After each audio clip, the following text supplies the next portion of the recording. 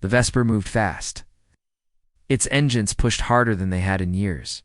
Captain Merrick didn't speak.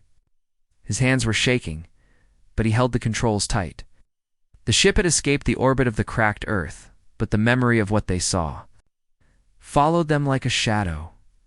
Lyra sat on the floor, her arms around her knees. She was whispering something again and again. It wasn't human. It used to be, but it wasn't human anymore. The crew didn't sleep.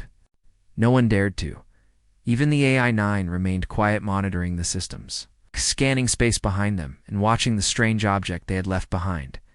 It was still there, not chasing them, just watching. But something else had changed.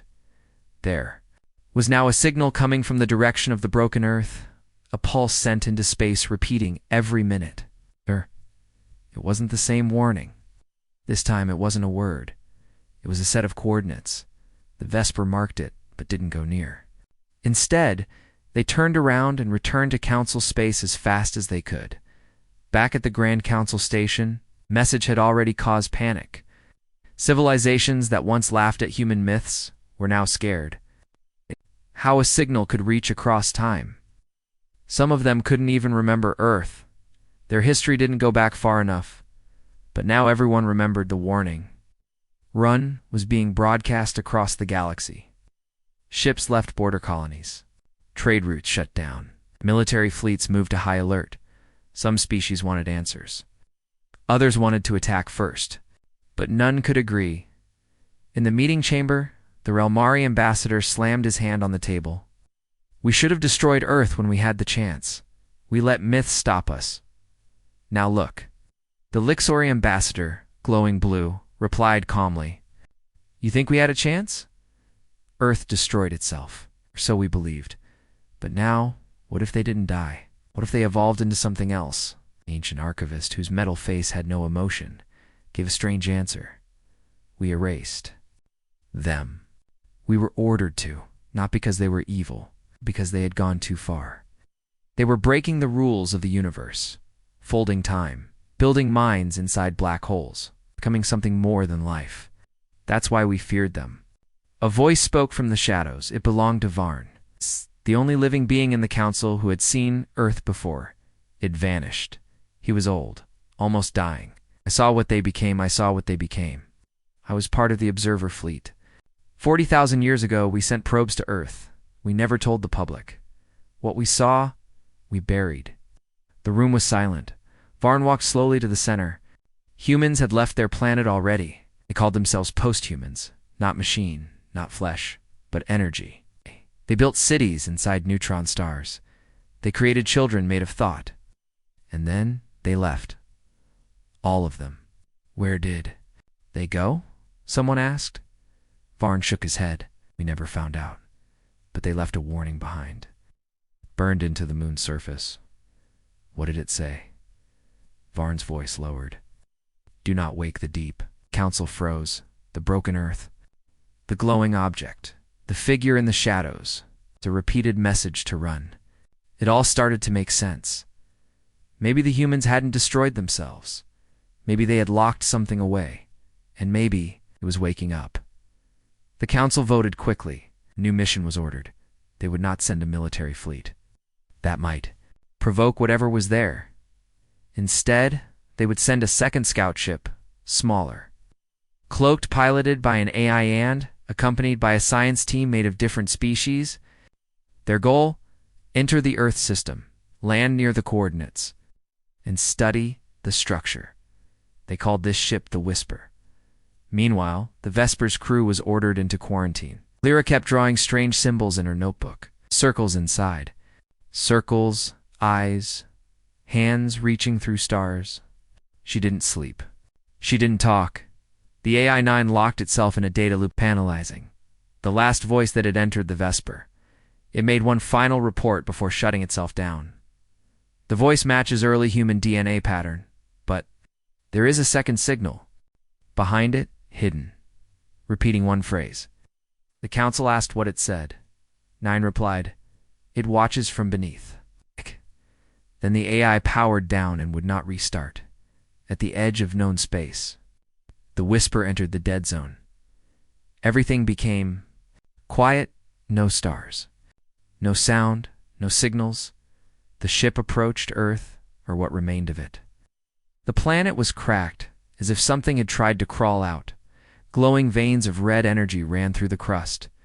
The old moon was gone, dash shattered. The AI on board slowed. The ship, as it neared the coordinates, there was a hole in the surface, a black pit perfectly round. A kilometer wide, nothing came from it, no heat, no sound, no radiation. The scientists on board stared at it from orbit. Then something moved slowly. From the pit, a small object floated out. It looked like a drone, but it was made of black stone. It was covered in human markings. The ship tried to scan it. The data returned was strange. The drone was older than the universe itself. That was impossible. Then it sent a message. Simple. One question.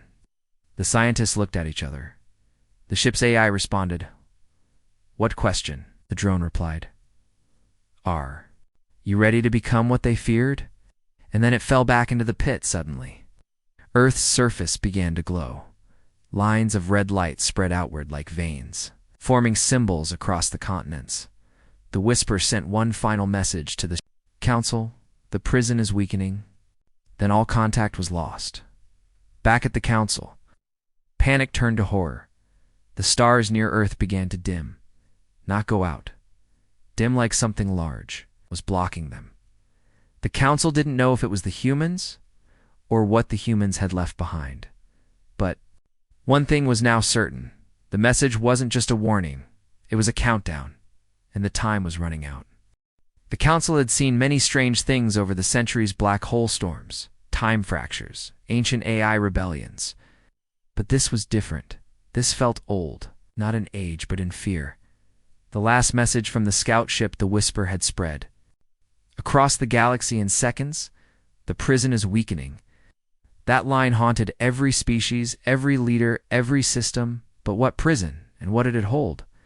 Now, the archivists were forced to open files older than the council itself. Files that were buried for 40,000 years. Files that spoke of Earth's last days, and of a war no one remembered anymore, Secret meeting was called. Only the oldest and most trusted minds were invited.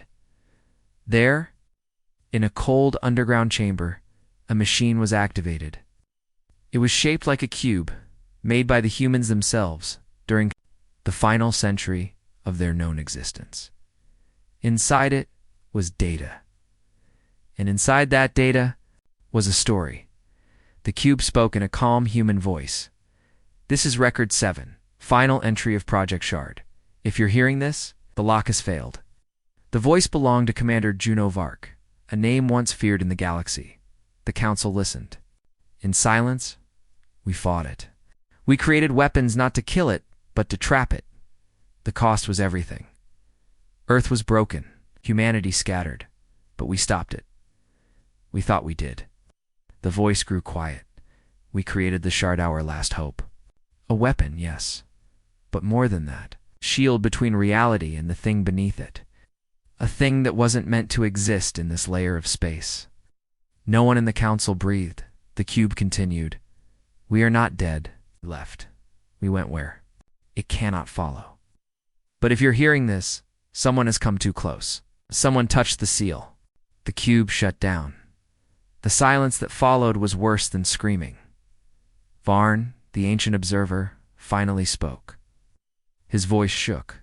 They didn't destroy Earth to win a war. They destroyed it to build a lock. And we just broke it. The room fell into panic. Dozens of species shouted at once. Launch a fleet. Seal the system forever. Ask the humans to return. But no one knew how to contact them. They had left, vanished into space beyond the edge, into dimensions that could not be reached. Still, one question remained. If the humans were truly gone, then who sent the first warning? That word, run. Back on the Vesper, Lyra was still locked in quarantine. She had changed. Her eyes glowed. Slightly in the dark, her voice was calm but distant. She spoke only one sentence each day. Always the same sentence. It's not human.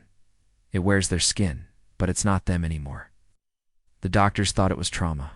But Vok, the silent warrior, believed her.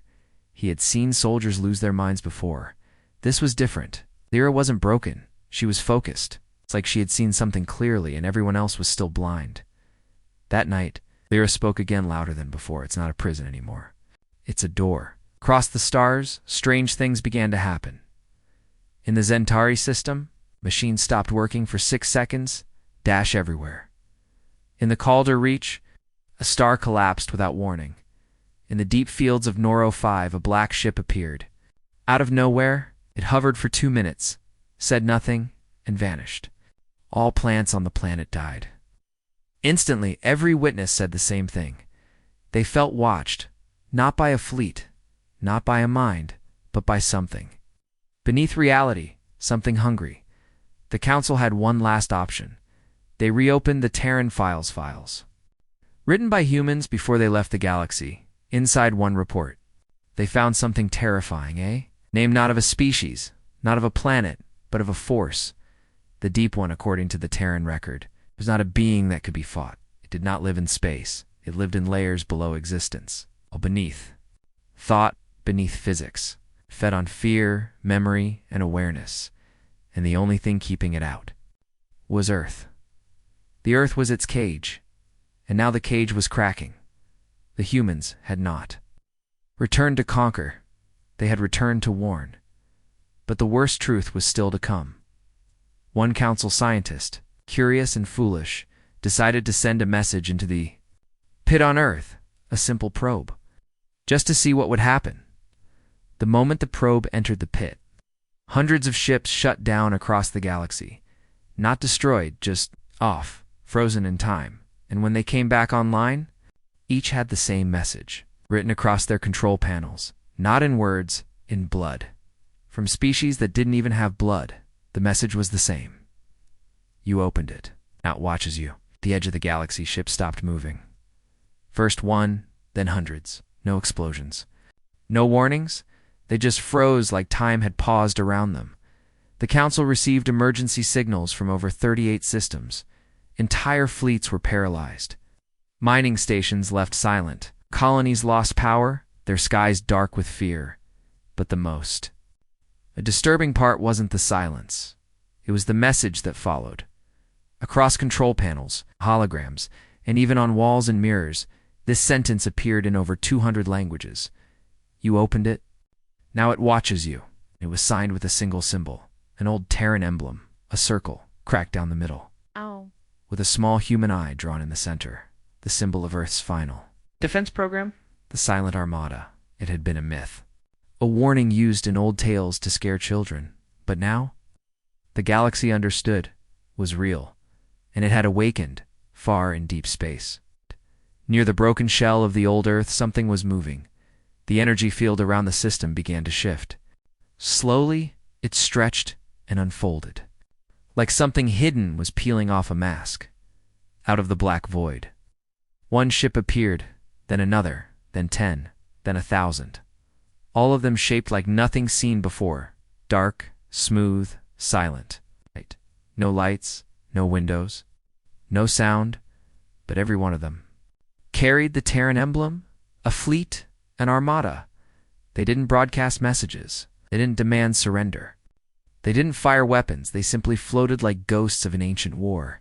The first ship entered Council space quietly, peering above a moon colony on Lora 3. It hovered silently. No movement. Citizens gathered beneath it. Some pointed. Some ran. Some prayed. Then, from the bottom of the ship, a hatch opened. A figure dropped down. It looked human, tall, pale eyes glowing dim white. Wearing a suit of strange metal liquid-like and alive, it walked calmly through the streets, ignoring the soldiers who aimed weapons at it. It stopped in the center of the city, and then it spoke. One word. The moment the word was said, every device on the moon powered down. Lights, engines, communications, even weapons. Total blackout. 5 minutes later, lights returned, but the figure was gone. The ship had vanished too. No one was harmed, but the message was clear. This was not an attack. This was a warning. The council met in full emergency session. Arguments filled the chamber. "We must attack now," said the Krauser general. "Before more of them come?" "With what?" asked a scientist. "Their ships don't show heat, don't show mass. We don't even know how they exist." "Maybe they don't," said Varn, the oldest among them. "Maybe they're not ships. Maybe they're messages." "Messages?" the council leader asked. Varn nodded slowly. "The humans are not returning to rule. They're returning to warn, but not for us, for something else." The council sat in silence. Across the galaxy, more ships appeared, always the same way. One ship, one figure, one word. Run. They visited rich planets, empty asteroids, dying stars. It didn't matter. They were painting a map, a path, and then something terrifying happened in Sector V3222. A Terran ship did not just arrive. It landed. It opened fully, its hull separating like wings. A second figure stepped out, taller than the first. But this one looked less human. Its face was hidden. Its voice was static. And its body shimmered like it existed in multiple places at once. It spoke not to the people, but to the sky.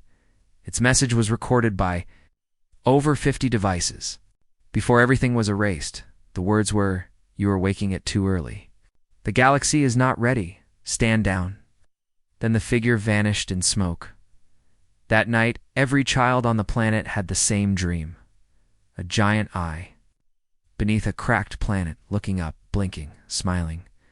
Back at the council, the AI called Ninehu had shut down weeks ago, suddenly restarted, but it was different. It spoke in human voice now. Its first words. "The seal is almost broken." "What seal?" the leaders asked. Nine replied, "Asterisk, asterisk, the humans built it from their own minds. Their own memories. It was the last thing they did before they left." "Left where?" Asterisk, asterisk, Nine turned toward the stars. "Outside, beyond the veil, where time does not touch them, where thought becomes weapon, where fear becomes real." The AI paused, then added, "They are not gods, they are shields, and the shield is cracking." More ships appeared. Thousands now, still. Not attacking, still only watching, but they were not the danger. They were the last. Line of defense, something else was coming, and it wasn't human. For thousands of years, the galaxy had been silent. The Great Council of Galactic Civilizations had ruled peacefully for centuries. War was rare. Fear was even rarer. The memory of Earth, once called the home of humans, had faded into legend.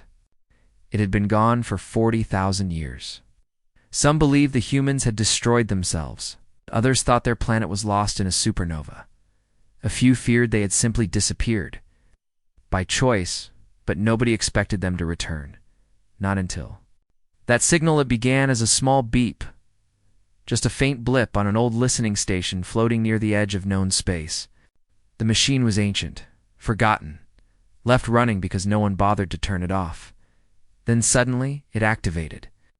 It received a transmission, very old, but very clear. It was only one word: run. At first, the technician on duty thought it was a joke, maybe static, maybe a test. But when the message repeated in over 50,000 languages, living and extinct panic spread, run. The council was alerted within hours. The message was traced back to a location no one dared to enter anymore. It came from the dead sector, from the place that once was called Sol, from Earth. A special meeting was called. Leaders from hundreds of species arrived at the council hall, a floating moon-sized station above the star Elteron. The hall was silent. Everyone had heard the word. Everyone had felt the fear behind it. One word shouldn't be frightening, but somehow, this one was. A member of the Relmari species, tall and thin with glowing green eyes, stood first. "We believed the humans destroyed themselves in war. They were dangerous, wild, unpredictable, but clever. Very clever. Could they have survived?" An older voice replied. "The humans were never defeated. They disappeared. Usmore. Silence again. Another voice, this time from the crystal-bodied Lixori, asked, "What if the signal was a trap? A way to draw us in?" "Oh," answered the archivist, a being who had lived through 4,000 council cycles. That message was not a trap. It was a warning. The council voted quickly. A scout team would be sent to investigate. Small, quiet ship with stealth systems and a powerful AI. No weapons, only sensors, scanners, and cameras. Their mission was to find out what Torhu sent the signal. The scout ship was named the Vesper. Its crew was small. Captain Merrick, a grizzled war veteran who didn't trust legends. Lyra, a young genius xenolinguist. Vok, a silent warrior from the Ice Worlds. And an AI called Nine, who had access to every file the council had tried to erase. Entered the dead zone 3 days later. Everything changed the moment they crossed the border. The stars felt wrong. The light didn't move correctly. Distances stretched and shrank. Instruments began to flicker. The crew felt pressure in their heads, like something was watching or listening. Lyra looked out the main window and whispered, "This doesn't feel like space." Captain Merrick frowned. "It feels like a grave." Suddenly, the ship picked up a signal. A weak pulse, repeating every 13 seconds. It was not natural. It was not random. It was familiar. The AI-9 analyzed it. Pattern recognized. "This signal matches ancient Terran satellite code. Origin point. Old Earth orbit." The crew stared at the screen. Earth. They had found it. But it wasn't a planet anymore. A strange energy cloud surrounded the entire system. Earth itself was cracked, split, glowing from inside. But something still orbited its structure, massive, cloaked in shadows. The scanners could barely see it. But it was real, and it was watching. The Vesper moved closer. As they approached the orbiting object, lights flickered across its surface. Symbols and forgotten languages. The ship's computer translated only part of the writing. We stood, we broke, we rose. A small drone was launched to get closer. It entered the structure through a glowing crack. Then everything went wrong. The drone sent back one frame of footage before it died. It showed a humanoid figure floating in the dark, eyes open. Glowing white skin, like polished steel, and something moving under the skin, not alive. Not dead, but powerful. The moment the image appeared, the Vesper systems went dark. All lights off, no engines, no control, only silence. Then the voice came. A human voice, soft, cold. "You shouldn't have come." Captain Marek reached for the comms. "Who are you?" "You already know," the voice replied. Vok reached for his weapon. The AI said, "Don't. That voice is not coming from outside." "What do you mean?" Lyra asked. "It's coming from inside our minds." The crew began to feel heat. Not from the ship, but inside their bodies. Like memories were burning, Lyra screamed. She saw flashes of Earth burning, of soldiers with no eyes, of machines building machines inside stars. Visions of war, of black ships that devoured planets. Then it stopped. Lights turned. Engines reactivated. The voice was gone. But one final message appeared on every screen. "We tried to stop it. We failed. If you can still leave, do it now. Tell them run." Marek stared at the message. Lyra, pale and shaking, whispered, "That wasn't a threat. That was fear." They turned the ship around. The data was sent back to the council immediately. At the council, fear broke into chaos. Arguments, accusations, confusion. One species, the Crother, known for their strength, demanded war. Another, the Minari, voted to seal the sector forever and erase the signal. But the message could not be unseen. The image of that human figure, glowing in the dark, played again and again, and always the same word returned: run. The council finally asked the AI archivist one final question. "Are they coming back?" The AI answered without emotion. They never left. They just waited. And far away, beyond the edge of space, the structure near Earth began to change. Its lights turned red. Its engines dead for 40,000 years. It's hummed back to life. The stars themselves seemed to flicker because something had awakened, and it remembered everything. For weeks. The ships had hovered, thousands of them, silent, cold, untouchable, each one marked with the ancient Earth symbol, the cracked circle and glowing eye. They didn't speak, they didn't attack, they only watched. People began calling. Them, the silent ones.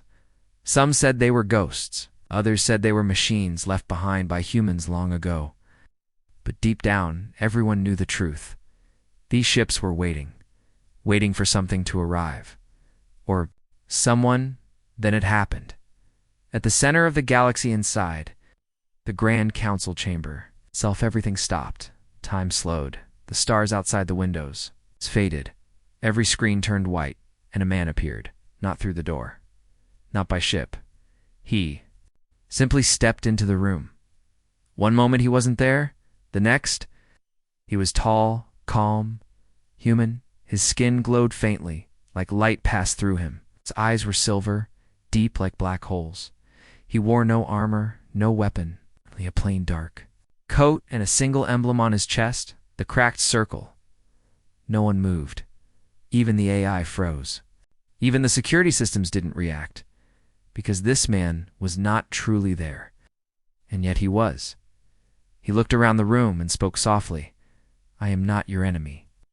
The sound of his voice was strange, not like sound from a speaker. It echoed inside every mind. "I am from Earth. A memory of what we were, a piece of what we became." The council leader stood slowly. "You're human?" he asked. The man smiled just a little. "We were human once." Crowther General stepped forward, angry. "Then what are you now?" The man turned to him, his smile gone. "We are what you forced us to become, when you feared us, when you betrayed us, when you tried to end us." The council chamber grew cold. "But we didn't come for revenge," the man continued. "We came to stop what's coming." "Coming from where?" asked the Lixori ambassador. The man looked up, as if beyond the stars. "It sleeps beneath your feet, beneath the broken earth. It is older than time. We caged it, but now you've disturbed it." Varn, the ancient observer, stepped forward. "What is it?" he asked. The man paused. "You call it names? It's the deep one, the shadow below, the hunger. But it is none of those. It is the end of thought, the end of meaning. It is unmaking." The words made no sense, and yet everyone understood. This was not a war. This was something worse. The man walked slowly through the chamber. Wherever he stepped, the floor shimmered. He stopped in the center and looked at them all. "We fought it once. 40,000 years ago, we gave everything. Our planet broke ourselves, became more, to hold it back." He pointed toward the stars. "We left your layer of space, not to escape, but to protect you, to become the lock. And now the lock is broken," whispered someone. The man nodded, "and you opened it." One council member stepped forward. "Can you stop it again?" The man's voice grew quieter. "We are trying, but even we are afraid." Those words hit harder than anything else. Even we are afraid. The chamber fell into silence. Then the man lifted his hand. A glowing map appeared in the air, stars and sectors, all marked with red paths. "These are the places it will touch first. Not attack. Just touch. And everything there will be unmade. Not killed, not destroyed, erased, like it was never there." He looked at the council one last time. "Move your people. Burn your pride. Run if you can. We'll buy you time." The Lixori asked the final question. "Why help us if we betrayed you?" The man didn't smile. He simply said, "Because Earth remembers what mercy is." Then he vanished. No light, no sound, just gone. The chamber shook outside the station. Far in the distance, the silent armada began to move for the first time. No engines, no sound, just slow, steady motion toward the broken Earth. The shield was forming, and the final war was coming. The silent armada had begun to move. Thousands of black, Terran ships drifted across space, slow and silent, heading toward the broken Earth, like shadows pulled by gravity. No lights, no sounds, no signals. The galaxy watched in fear. The Council had never felt so powerless. Their weapons meant nothing. Their fleets couldn't even scan the human ships. Some leaders wanted to run. Others wanted to hide. But a few demanded answers. What is under Earth? What did the humans lock away? And finally, is it still there? A decision was made. One last scan would be sent into the Earth system, a powerful probe. Not to land, just to scan deep beneath the planet's crust. A team of elite scientists gathered, activated the probe, and fired it toward the dead planet. It entered the strange red cloud that now covered the solar system. The probe shook violently, almost like something was trying to push it away, but it made it through. Soon, the cracked surface of Earth came into view. Nothing moved. No wind, no clouds, just a dead world, glowing from within. It didn't look like a planet anymore. It looked like shell. The probe began its scan. It went deep, below the crust, below the mantle, below the core, and then found something. Something. Massive. Something alive. A shape. Not made of flesh. Not metal. Not energy. It was made of thought. Memory. Of shadows left behind, the readings didn't make sense. It had no form, no body, but it existed. It was breathing, not air, but time. The deeper the probe scanned, the more strange things it saw. A city built upside down, floating inside gravity. Pockets, walls made of frozen screams, looping in slow motion. Eyes, thousands of them, watching from inside stone, and in the center of it all. A heart, but not a beating one. It pulsed with light and silence. A mind, asleep, dreaming. Waiting, the probe sent one final message back to the Council. Only 3 words. It is waking. Then the signal was lost. The probe was gone. No explosion. No trace, just erased across the galaxy. Strange events began to spread. Entire planets experienced missing time. 1 second, everything was normal, and the next, they had jumped forward by hours. People forgot where they were. Cities lost power, even without damage, and some began to dream. The same dream? A giant crack in the ground, a voice from the dark, and something crawling up. Slowly, back on the Council station. Panic returned. The Council demanded answers from the silent armada, but the humans remained silent, until one ship broke away from the group. It moved closer to the station. A single small craft detached and entered the docking bay. Inside was a woman. She looked young, but her eyes were older than any star. She wore a long black coat, and around her neck was a strange shard of crystal. It pulsed softly. She walked into the Council chamber like she had been there before, and she spoke clearly. You scanned too deep. You touched the prison. Now it sees you. The Council leader stood. What is it? What's under the Earth? Woman's face grew pale. A god, she said. A god of forgetting. She took out the crystal around her neck and held it up. This is a memory shard, the last one. It holds what we saw, what we fought, and what we locked away. The crystal floated in the air. Images appeared fast and painful, humans screaming stars. Twisting into black shapes, voices without mouths, and the deep one still formless, but massive. Like a sea of dark thoughts, with no end, the woman continued. It feeds on minds, on fear, on attention. The more you see it, the more real it becomes. One ambassador whispered. Then why show us this? The woman looked at them all. Because you already saw it. The moment you scanned the Earth. The moment you asked what was beneath. It heard you. Now it is looking back. One council member stepped forward. How do we stop it? The woman's answer was cold. You don't. We do. Then why warn us? Because some of you might survive. If you run. Her voice dropped. But stay near Earth. You won't even exist to regret it. She turned to leave. 1. Final question came from behind. Are the humans really back? She paused, then said quietly, No, we never left. The council didn't sleep that night. Not the leaders, not the guards, not the AI. The image from the memory shard kept playing on loop, dark shapes moving beneath Earth, a pulse of light that wasn't light, and that terrible silence. As if the universe was holding its breath, and now it was too late. The humans had warned them. The silent armada was now in full formation. Forming a shield around Earth, it was beautiful and terrifying. Thousands of dark ships shaped like knives, like wings, like ancient stones.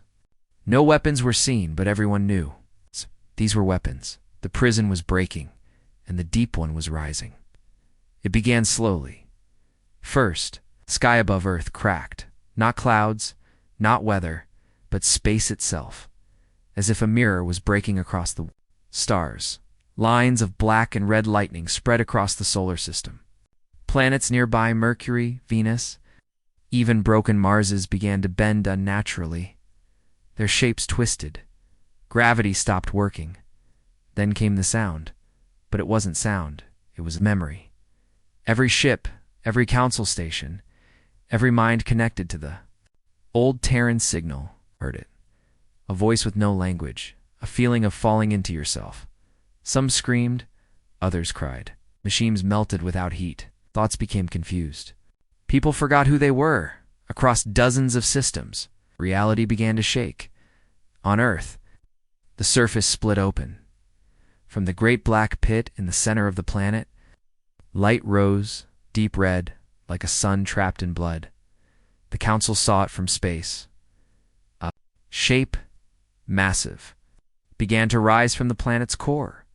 But it wasn't a ship. It wasn't a creature. It was something else.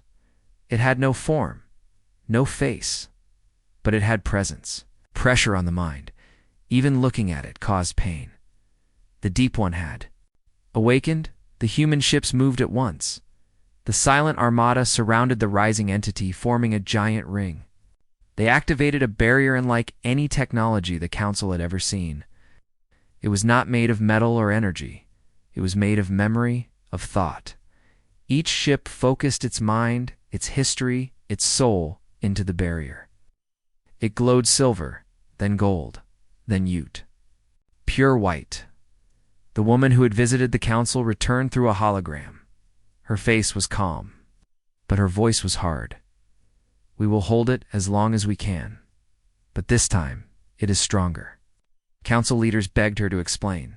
How can we help? Can we fight? Can we destroy it? Her answer was short. No, you can only run. One brave council general spoke. We will stand with you. We have fleets. We have minds. We can fight. The woman shook her head. You don't understand. It doesn't kill you. It unmakes you. What does that mean? It removes you from everything. Your body, your name, your planet, even your past. As if you never existed. The room fell silent. The hologram flickered behind the woman. One of the Terran ships cracked apart. The creature, if it could be called, that was fighting back. The memory shield was shaking. Time around. Earth became unstable. Seconds moved slower, then faster, and backward. Ships near the system aged 100 years in moments. Others became younger. One ship turned into dust mid-flight. Its pilot erased from all records. The woman spoke one final message. We didn't return to rule. We didn't return to conquer, we returned to stop it. She looked at them with glowing eyes. But if we fall, it will come for you next. And not even stars will remember you were here. Then the signal ended. On the edges of the galaxy, people began evacuating. Spaceports overflowed. Millions of ships jumped into deep space. Colonies turned off their lights, hoping to hide, but some stayed.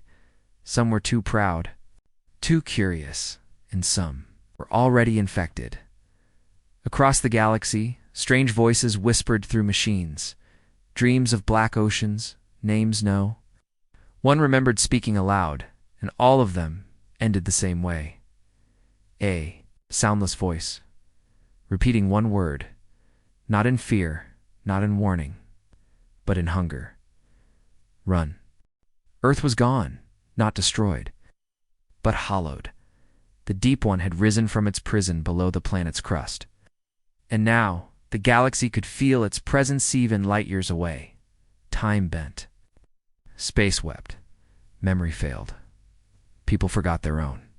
Names, whole cities became invisible. Entire planets vanished. Not exploded, not erased, just never born. The humans, those post-human godlike beings, had held the line for weeks. Their ships, the silent armada, pushed their minds, their souls, and their very history into the barrier that surrounded Earth. But they were breaking, one by one. The Terran ships faded into ash and light, not destroyed, spent, used like candles. Burned to their core, and still the Deep One rose higher. It had no body, it had no voice, it had no face. But its shadow touched everything it had learned. And now it wanted more. It wanted everything across the galaxy. Panic turned to hopelessness. The Council lost contact with 30 systems. Stars dimmed. Time ran backward in entire sectors. Some species gave up, others began to pray to it. They called it a god. The first and last thought. The end that thinks. And in the center of it all, above the broken Earth, one last Terran ship remained. Just one. Inside it stood the woman who had once warned the Council.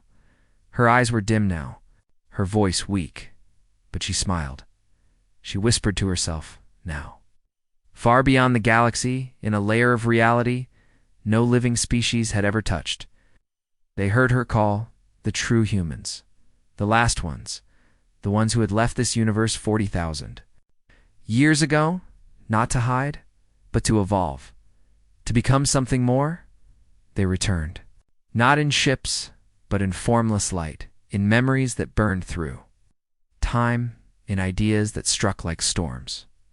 The stars shifted, the galaxy paused, and then every remaining Terran ship, even the one above Earth, vanished at once. In their place stood nothing, just silence. No ships, no woman, no light. And for one heartbeat across the entire galaxy, the Deep One stopped moving.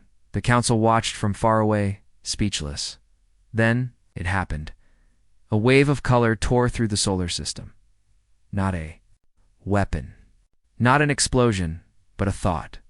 Pure, ancient, human. A single idea turned into power. It struck the Deep One in full force, not with pain, but with remembrance. It was made to forget, to unmake. But now it was being seen, not feared, understood, and dee-dee-dee-dee-doo-dooed.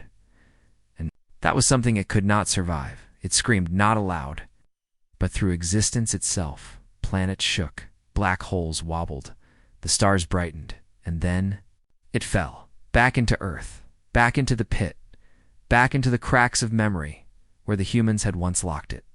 And this time, they sealed it differently. Not with metal, not with mind, but with something stronger. A story. The oldest story of all. One about hope. Earth collapsed into light. No. Pieces remained, not even dust.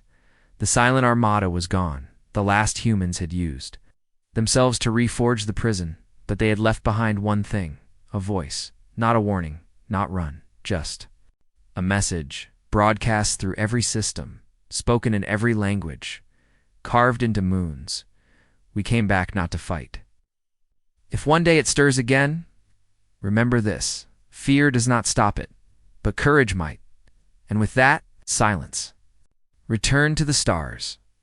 The galaxy was safe, again, not because it was strong, not because it was lucky, but because once, long ago, there was a species called humanity, and they remembered what no one else dared to, that even in the darkest place, even beneath a broken world, even under the Deep One's eye, you could still choose to stand. The end.